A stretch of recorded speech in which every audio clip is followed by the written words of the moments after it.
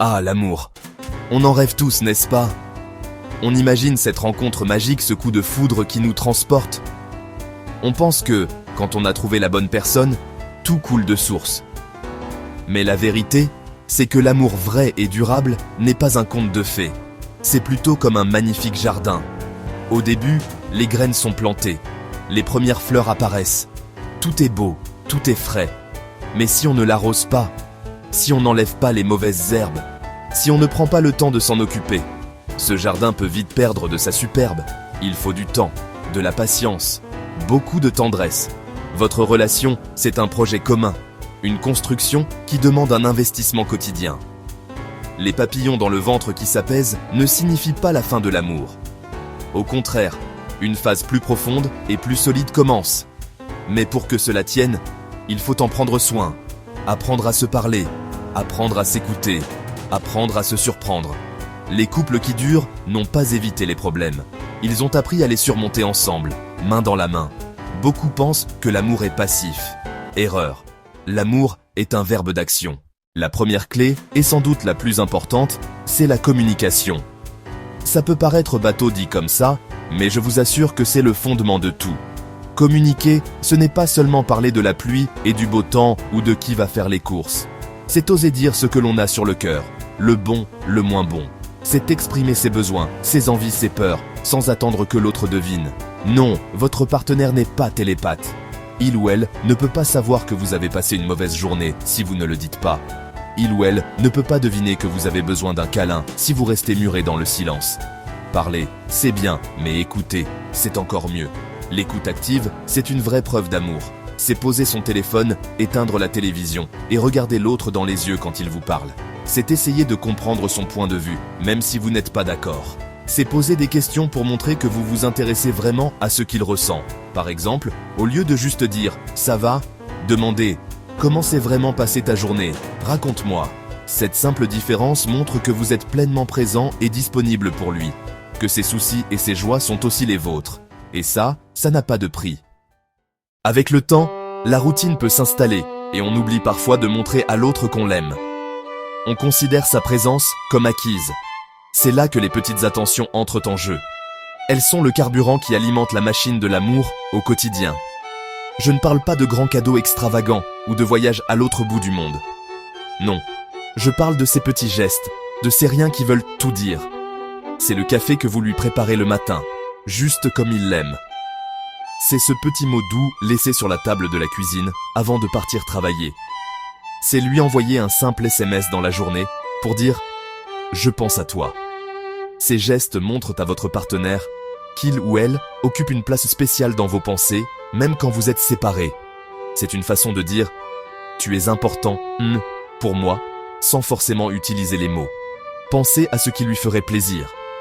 Peut-être est-ce de lui ramener son dessert préféré en rentrant des courses, ou de lancer sa playlist favorite pendant que vous préparez le dîner ensemble, ou encore de prendre en charge une tâche ménagère que vous savez qu'il ou elle déteste faire, juste pour le soulager. Ce sont des actes d'amour concrets qui nourrissent la relation bien plus que de grandes déclarations faites une fois par an. N'oubliez pas non plus l'importance du contact physique, une hand posée sur son épaule quand il est concentré, un baiser dans le cou en passant derrière lui, se tenir la main en se promenant, se tenir la main en regardant la télévision. Le toucher est un langage universel qui crée de l'intimité et renforce le lien affectif. Il rassure, il réconforte, il exprime la tendresse. Dans un couple, il y a vous, mais il y a aussi toi et moi. Et c'est essentiel de ne jamais l'oublier. Pour être heureux à deux, il faut d'abord être bien avec soi-même. Beaucoup de couples font l'erreur de fusionner complètement, de tout faire ensemble, au point de perdre leur propre identité. Au début, c'est grisant, mais à la longue, ça peut devenir étouffant. Chacun a besoin de son propre espace, de son jardin secret. C'est un espace de liberté, un temps pour soi, pour se ressourcer, pour cultiver ses propres passions.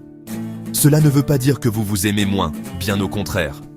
Avoir ses propres activités, ses propres amis, ses propres centres d'intérêt, c'est vital. Continuez à voir vos copines pour une soirée entre filles, encouragez-le à aller à son match de foot avec ses amis, inscrivez-vous à ce cours de poterie qui vous tente depuis si longtemps. Si je devais choisir un ingrédient magique pour une relation qui dure, ce serait sans hésiter le rire. La capacité de rire ensemble, et surtout de rire de soi-même, est un trésor inestimable. La vie est déjà assez sérieuse comme ça, avec ses tracas et ses obligations. Votre couple doit être un refuge, un lieu où l'on peut se détendre, être léger, être soi-même sans jugement. Les couples qui rient ensemble sont des couples qui restent connectés. Le rire est un déstressant naturel.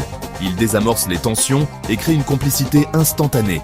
Il nous rappelle que même dans les moments difficiles, on peut trouver de la joie. Cultivez cet humour au quotidien. Partagez une blague que vous avez entendue.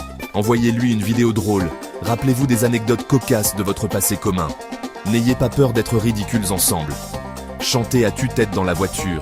Dansez de manière improbable dans le salon. Se faire des grimaces. Ce sont ces moments de folie douce qui créent des souvenirs impérissables. Avoir ses propres private jokes, ces blagues que vous seul comprenez, c'est comme avoir un langage secret. C'est une bulle d'intimité qui vous appartient. La communication, c'est le fil qui vous relie. Dans toute relation, il y aura inévitablement des erreurs, des maladresses, des paroles qui dépassent à la pensée et des blessures. Personne n'est parfait, ni vous, ni votre partenaire. L'un des plus grands défis pour un couple qui veut durer, c'est d'apprendre à pardonner. Le pardon, ce n'est pas un signe de faiblesse, bien au contraire. C'est une preuve de force et de maturité. C'est la décision consciente de ne pas laisser la colère et le ressentiment empoisonner votre amour. Accrocher à une rancune, c'est comme porter un sac de pierres sur son dos. Ça vous épuise et ça vous empêche d'avancer. Pardonner ne veut pas dire oublier ou minimiser la blessure. Il est important de reconnaître la peine qui a été causée. Il faut en parler, exprimer ce que l'on a ressenti.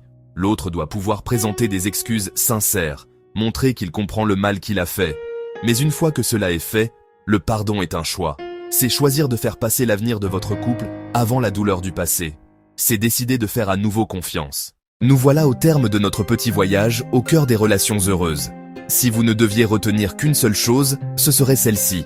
Le bonheur en couple n'est pas une destination que l'on atteint un jour par magie. C'est un chemin que l'on construit pas à pas, chaque jour. Vous êtes les architectes, les maçons, les décorateurs de votre relation. Vous avez entre les mains tous les outils nécessaires pour bâtir une histoire d'amour solide et épanouissante.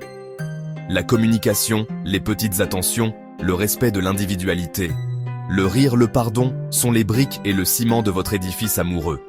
N'attendez pas que les problèmes arrivent pour commencer à prendre soin de votre couple.